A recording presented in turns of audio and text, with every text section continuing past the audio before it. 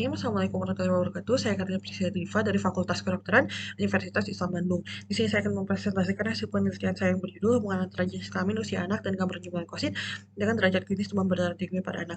Yang melakukan penelitian ini saya dibimbing oleh Profesor Dr. Suganda Tanuwijaya SPK selaku pembimbing 1 dan Dr. Yaya Yusra SPA selaku pembimbing 2. Pertama, pendahuluan. Demam berdarah dengue atau DBD ini sendiri merupakan penyakit infeksi virus dengue yang banyak ditemukan di daerah tropis dan subtropis yang disebarkan melalui jamuk Aedes aegypti dan Aedes albopictus sebagai faktornya.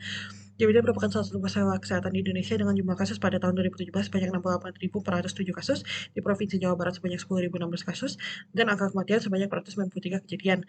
Bayi merupakan populasi yang rentan mengalami DBD dengan insiden tertinggi pada usia 6 hingga 8 bulan.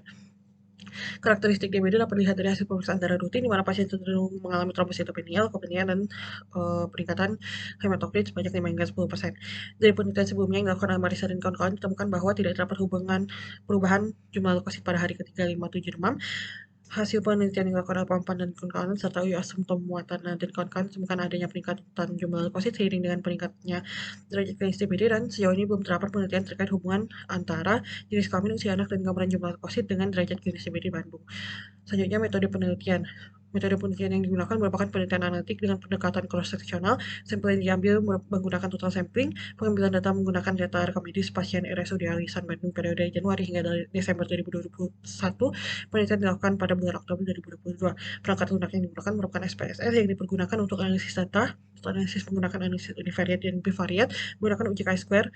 Penelitian ini telah mendapatkan izin etik dari Komite Etik Penelitian Kesehatan Unisba dengan nomor 181 KAPK Unisba 5 2022. Hasil penelitian dan pembahasan. Berdasarkan tabel terlihat bahwa sebagian besar responden penelitian berusia 5 hingga 18 tahun sebanyak 63%, yang berusia 0 hingga 1 tahun sebanyak 7,1%, dan usia 1 hingga 5 tahun sebanyak 29,9%. Sedangkan dari jenis kelamin tidak terdapat banyak perbedaan antara laki-laki dan perempuan, namun perempuan lebih banyak, dan penderita DBD yang mengalami leukopenia sebanyak 40,9%, sedangkan 57,8% lainnya mempunyai nilai leukosit normal, dan hanya sedikit yang mengalami leukositosis sebanyak 1,3%.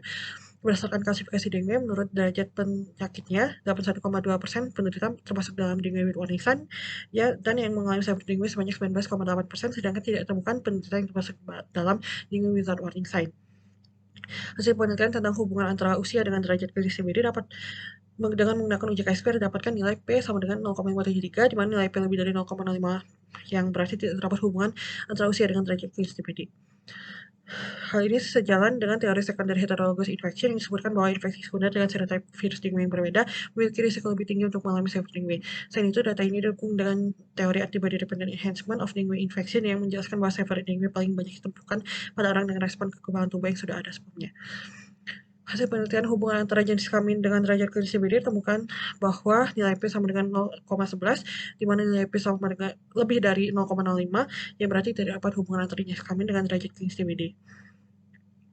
Hal ini sejalan dengan hormon estrogen yang mempengaruhi penimbunan lemak di tubuh yang menghasilkan leptin, di mana leptin berperan dalam mengatur berat badan. Dikarenakan kadar leptin pada anak perempuan cenderung rendah, maka mereka memiliki berat badan dan imunitas yang lebih rendah, sehingga anak perempuan akan lebih rentan terhadap penyakit termasuk DBD. Selain itu, perilaku yang menjadi faktor berperan karena anak laki-laki cenderung lebih banyak beraktivitas di luar rumah, sehingga meningkatkan risiko terjadinya infeksi berulang dengan serotype virus yang berbeda dan menyebabkan manifestasi yang lebih parah yang berkaitan dengan teori secondary heterologous infection dan teori antibody dependent enhancement of dengue infection. Hasil penelitian tentang hubungan antara jumlah leukosit dengan derajat klinis ditemukan nilai P lebih dari 0,05, yang berarti tidak ada hubungan antara jumlah leukosit dengan derajat klinis DBD. Hal ini berkaitan dengan fase perjalanan penyakit DBD, di mana jumlah leukosit cenderung mengalami penurunan pada fase demam. Sedangkan sebagian besar kasus DBD pada penelitian ini termasuk dalam klasifikasi dengue with warning sign, di mana awal dari munculnya tanda bahaya atau warning sign sering kali terjadi pada akhir fase demam dan memasuki fase kritis, di mana saat memasuki fase kritis, kadar pemeriksaan darah yang secara signifikan mengalami penurunan merupakan trombosit, sedangkan leukosit akan mulai kembali normal. Terakhir, kesimpulan. Pada penelitian ini ditemukan bahwa responden terbanyak berdasarkan jenis kelamin ditemukan pada perempuan sebanyak 51,3%, usia pada rentang usia 5 hingga 18 tahun sebanyak 63%, dan mayoritas memiliki jumlah leukosit 3.500 hingga 12.000 atau kadar leukosit normal. Tidak terdapat hubungan antara usia dengan derajat klinis DBD, tidak terdapat hubungan antara jenis kelamin dengan derajat klinis DBD, tidak terdapat hubungan antara jumlah leukosit dengan derajat klinis DBD dikarenakan nilai P lebih dari 0,05. Alhamdulillahirabbil alamin. Terima kasih. Wassalamualaikum warahmatullahi wabarakatuh.